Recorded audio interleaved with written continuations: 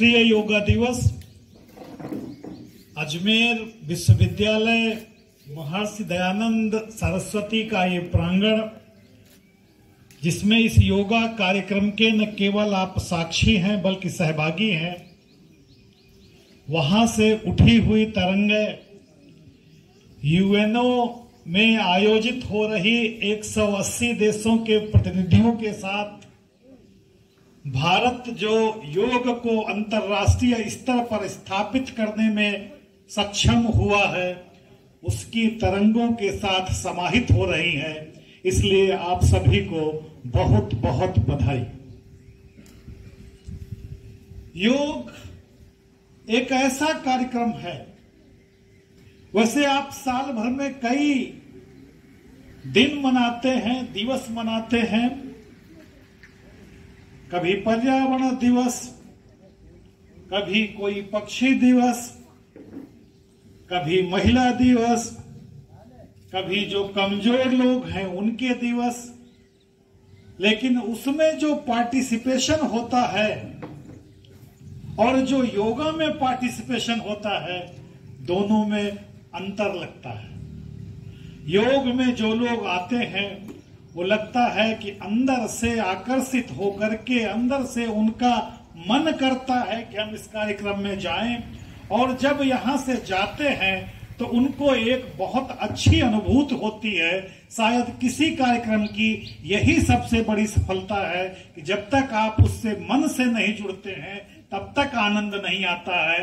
अन्य कार्यक्रमों को भी अगर सफल बनाना है, दिवसों को सफल बनाना है, तो योगा दिवस जैसी संलग्नता चाहिए। लारा जी जब बातचीत आप लोगों के साथ कर रहे थे तो कह रहे थे कि प्राणायाम प्राणों का फैलाव है। पहले लगता था कि प्राण कहीं तोते में रखे हुए हैं, शरीर में किसी भाग में रखा हुआ है, लेकिन प्राण किसी एक जगह नहीं रखा हुआ है। प्राण का फैलाव तुम्हारे पूरे शरीर में है, और जो शरीर की संरचना ऐसी है कि इसमें जितने भी सेल हैं वो सब इंडिपेंडेंट होते हुए भी सब में एक सामूहिकता के साथ कार्य करने की क्षमता होती है। और जो प्राणायाम है वो शरीर के सभी सेल्स को एक ऐसा चेतना, एक ऐसा निर्देश देने की प्रक्रिया करती है ताकि जो उनकी अधिकतम क्षमता है उस क्षमता के साथ वो काम कर सके। शरीर का कोई अंग अगर काम नहीं करता है तो कहते हैं कि वो प्राण शून्य हो गया, वहां तक प्राण का फैलाव नहीं हुआ। और अगर हम योगा करते रहे तो कभी ऐसी स्थिति नहीं आ सकती है कि प्राणों का फैलाव उच्चतम स्थिति तक न हो सके। प्राणायाम प्राण शक्ति को जगाता है, और जब प्राण शक्ति जगती है तो जो आपकी सामान्य क्षमता होती है, आप उससे परे जा करके आप में जो अनहद नाद है उसको सुनने की क्षमता उत्पन्न होती है, उसको समझने की क्षमता उत्पन्न होती है, उससे आप आनंदित होते हैं। कान की सुनने की एक क्षमता है, और अगर आप कान से संबंधित प्राणायाम करते हैं, योगा करते हैं, तो वो सुनने की क्षमता बढ़ती है, और वो सुनने की क्षमता बढ़ करके उस स्तर तक पहुंचती है कि अगर अधिकतम स्तर पर पहुंच सके तो शायद भगवान जो संदेश देता है, जो बात कहता है, आप उसको सीधे सुन सके। 3 शब्द इन्होंने और प्रयोग किए कि योगा में 3 चीजें इंपॉर्टेंट है। एक तो धीमापन, मंथरता, सहजता, और उसके बाद तीसरा क्या था? लेने से ज्यादा समय छोड़ने में। हाँ, लेने से ज्यादा समय छोड़ने में लगना।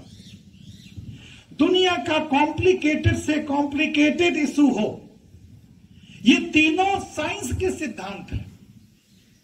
क्रिकेट की गेंद 150 किलोमीटर की स्पीड से आती है, समझ में नहीं आती कहां पड़ी, कहां गिरी, कहां से निकल गई।